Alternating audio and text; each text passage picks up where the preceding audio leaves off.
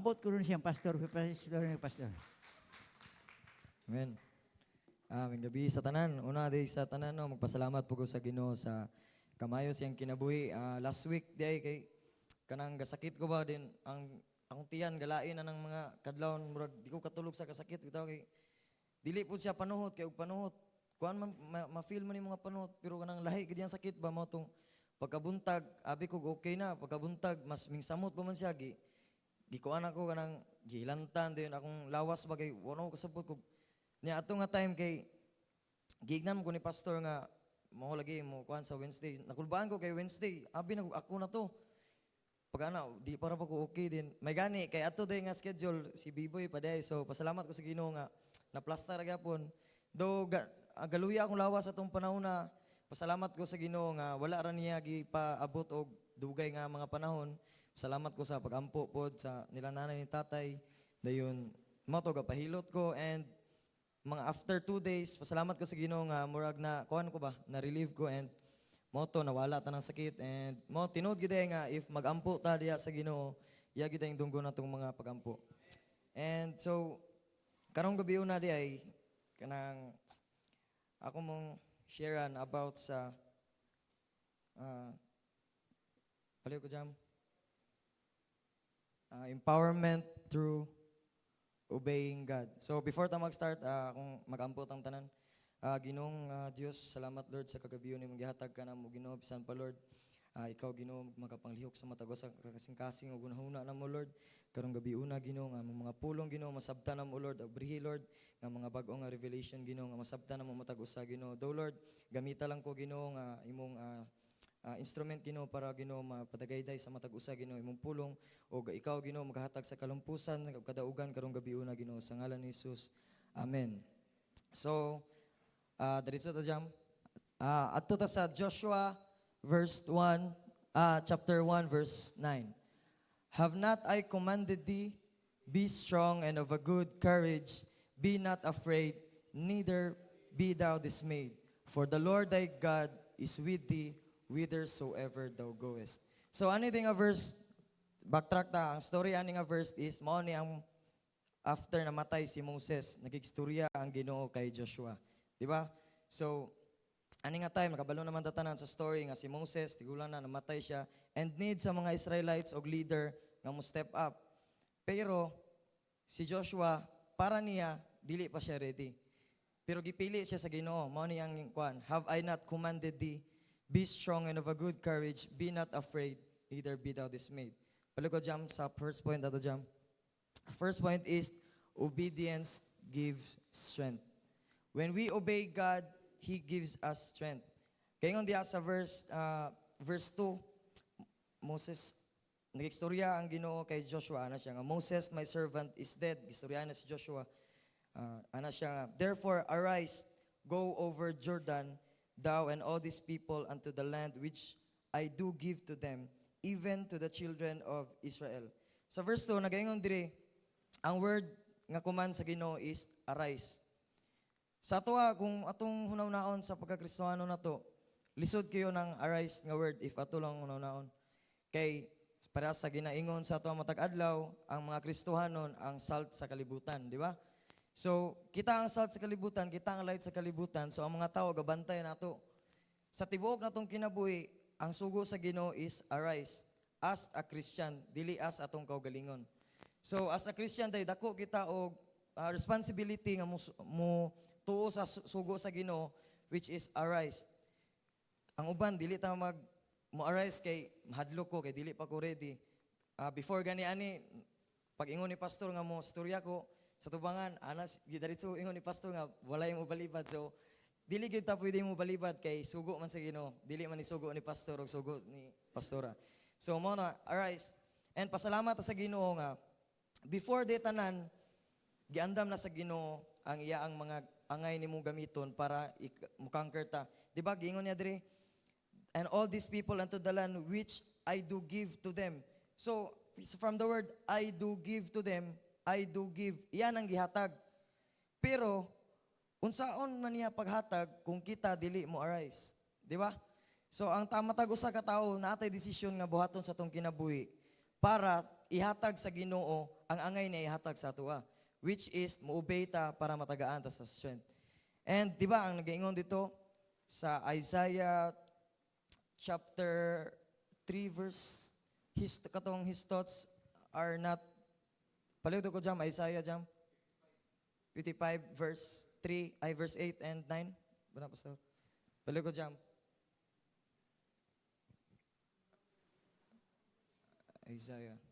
Isaiah 55 verse 8.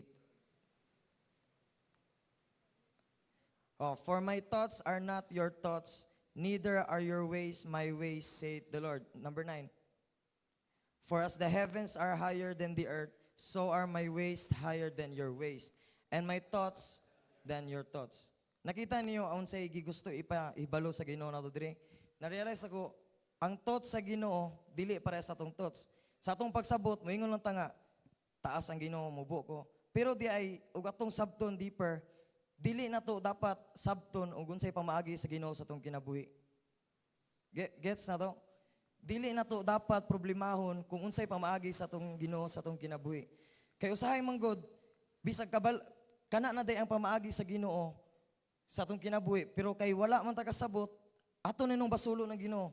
Lord, anong ginani man ko na? Pero ang pamaagi sa Ginoo kana di ay, di ba? So, dili na to dapat di ay sabton kung unsay plano sa kitong kinabuhi kay his thoughts are higher than our thoughts and his ways are higher than our ways. Bisan unsaon natog sabot di gyud nato na masabtan kay kita tawo lang og siya ang Ginoo. Amen. So inana bitaw kung atong sabton sa atong kinabuhi as mga Christian sa atong pagkinabuhi. Daghan man kitag mga question nga Lord, ga-serve man ta ko nimo, gapagamit ko, sige kog simba pero nganong akong problema dili man masulbad. Siguro atong buhaton is mo stop ta sa pagpangutana og ngano. Kung di magsugod tag start og obey nga arise, di ba? Kay sa panahon nga mo arise, para ni Joshua, sa panahon nga mi arise si Joshua, unsay gibuhat? Gihatag na niya ang kadaugan sa mga Israelites. Amen. So next verse jump, paliw ko jump. Proverbs chapter 3 verse 5 and 6. Paliw ko basa kitang tanan. Trust in the Lord with all thine heart and lean not unto thy own understanding. In all thy ways acknowledge him and he shall direct thy paths. Sa second point jump, paliw ko. Obedience brings guidance. Following God's guidance helps us make wise decision. Dili lang siya decision, wise decision. Di ba? Sa pag-obey na to, balik ko sa verse jam. Balik ko sa verse, katong Proverbs. Trust in the Lord with all thine heart and lean not unto thine own understanding. Sa atong kinabuhi as Christian, daghan naman kayo sa mga nanay, tatay, daghan naman kitag mga naagian nga mga problema, pero atong nakanker, uban diya sa Ginoo. Di ba? Amen? So, trust in the Lord with all thine heart. Kana palang daan, dako na siya nga example, nga dili na to makaya ang tanan without ang Ginoo. Amen? Lean not unto thine own understanding. Usahay man God, kita as Christians, ma-overlook na to ng mga butang nga gagmay kayo, nga problema, pero mao day makatandog sa atong pagkinabuhi. Kabantay mo? If kanang dako kay nga problema, muhilak ta sa Ginoo, mga itagtabang kay di na to kaya. Pero if nanay gamay nga problema, ato ra yung himuonog, ato-atoa lang ba? Himo-himo na tag, kaya ra na ko ni, di na ko magampo karon kay gamay ra man kini. Pero kana yung problema, mao din makatandog sa tuwang kinabuhi. Matingata nga, nganong naglagot ko ato niya nga kuan. Simple example, sa isa ka adlaw, pag mata na to, nalimot tag ampo. Okay ra di ko magampo kung adlaw kay wa man po kay lakaw, nara kog balay. Dayon di ay naay tigulang nga may agi. Gisapot ka sa imong hunahuna, nakasala na ka. Di ka simple nga things, nakasala na ka sa Ginoo kay nalimtan nimo ang which main thing nga buhaton nato as Christian is ang pag-surrender diya sa Ginoo ug pagpangayo siyang tabang, di ba? I-acknowledge na to tanan natong decision pagabuhaton sa atong kinabuhi nga siya ang mo direkta, di ba? Mo flow na din ang atong guidance sa atong kinabuhi kung atong unahon ang pagpangayog tabang diya sa Ginoo. Example, sa Joshua, samtang story, kaning story na dako na sabtang gina ko ni siya bantog ganahan ako i-share ninyo is katuning sa camp nga gi-explain about pag-conquer sa Jericho, di ba? Gi-conquer ni ang sa Israelites ang Jericho, pinakadako nga wall. Pero na-conquer nila pinaagi sa wala sila nagig-away. ilarang buhat ning obey sila sa Ginoo. Kaya kung wala sila ni obey sa Ginoo ato, dili nila to makaya. Pila ka unsa ka taas ang wall sa Jericho, unsa ka lapad. Pero tungod kay ning obey sila sa Ginoo, gihatag sa Ginoo. Amen.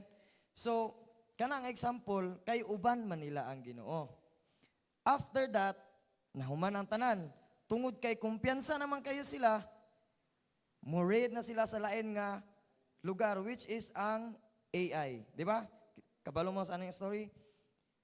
Pag ana tong mga spy nga, agapadala si Joshua og spy sa AI. Ana din ang mga spy pag uli nga, Sir, huwag sa kuhan pa to sundalo, Sir. Wala na problema, Sir. Amo na narikon ang lugar. Ayaw nag-ipadala tanang mong sundalo. Pagpadala na lang, og 3,000 or bisag 2,000, kaaks na na, kay gamay ragi ng AI, dako kining Jericho. Pero unsa ilang nalimtan ang pagpangayo sa guidance sa Ginoo. Tungod kay og sa kuan pa sa term pa nato karon ning dako ang ilang ulo nga nakanker ganin nila ang Jericho kana bang AI nga gamay ra kayo.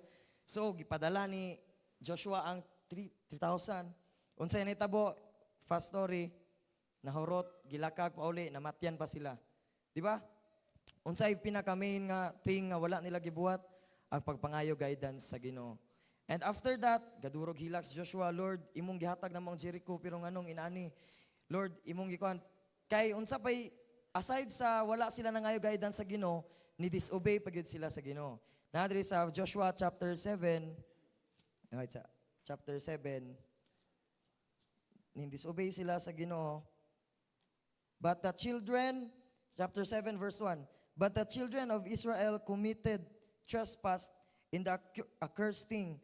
For Achan, the son of Carmi, the son of Zabdi, the son of Zerah, of the tribe of Judah, took the accursed thing.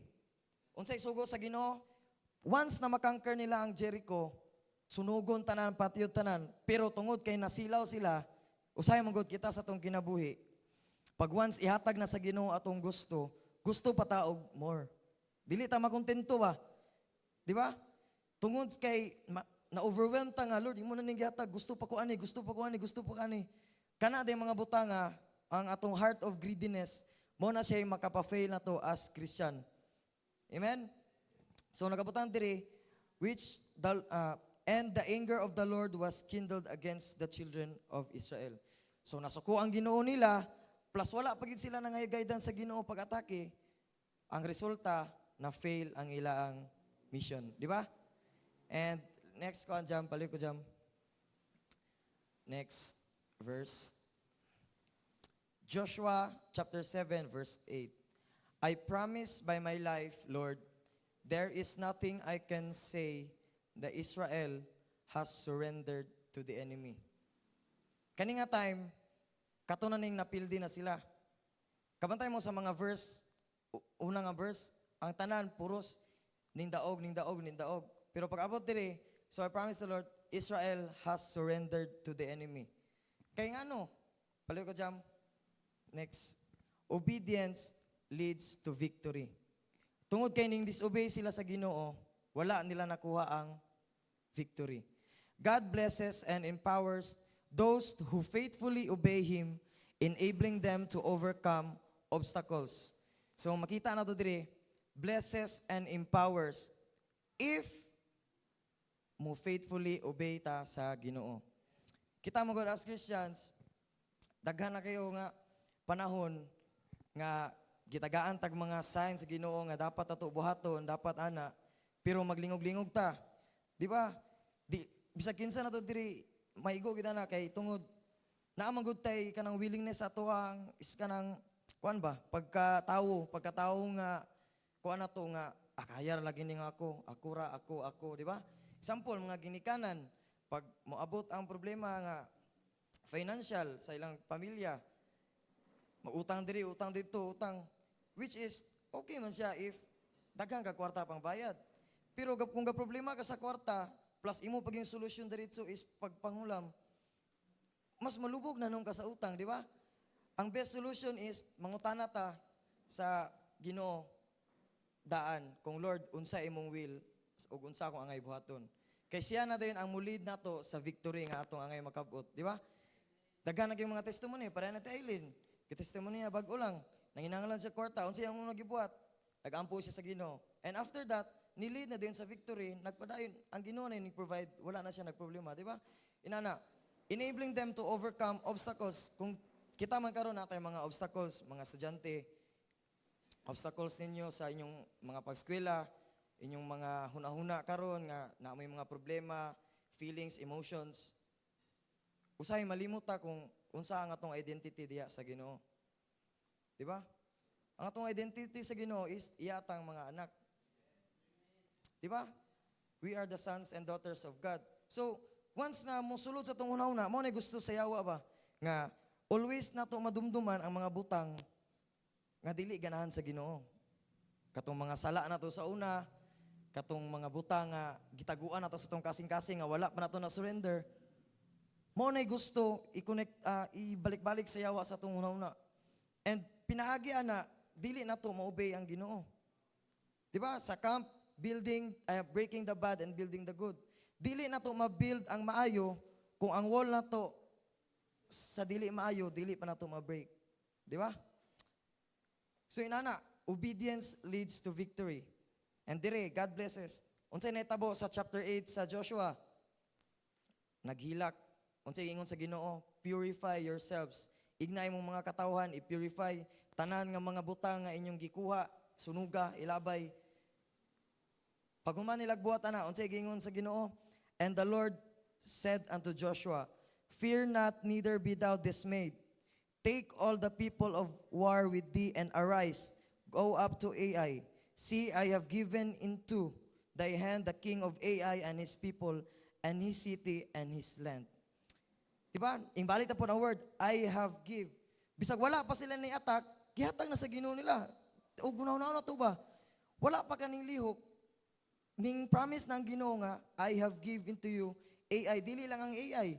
Ang tao sa AI, ang tanang kingdom, ang mga kings, gihatag na sa Ginoo. Kung unsa ray lang buhaton, if sila kay mo, arise. Amen? So, ang atong kinabuhi, dili gid siya simple as pag kinabuhi nga Christian. Sulayan ta, para sa gi-explain sa atong kinabuhi, gastruggle ang tao sa simple nga butang, which is temptation. Sa matag adlaw ginato na, kung dili ta mo pili sa bad, automatic atong gibuhat is good. Pero kung dili gani maayo atong gibuhat, automatic atong gibuhat dili gina maayo. Wala ginay tunga. Bawal ginang dili gina mahitabo ng gamay ra bitaw ni nga sala, gamay nga bakak, gamay nga kuan. If dili maayo imong gibuhat, automatic nakasala ka. If dili sala imong gibuhat, automatic maayo na siya. Duha ra gyud ang painan nato sa atong kinabuhi. It's either light or darkness. So, kita as mga Christians, apil ako, isip encouragement ni sa matag usa atong buhaton sa matag adlaw ba nga. Unsa atong pilion? Mo decide ta, mo obey ba ko ni Lord, which is mo pili ko sa light, or magbuot ko akong kaugalingon, which is dito sa darkness. Di ba?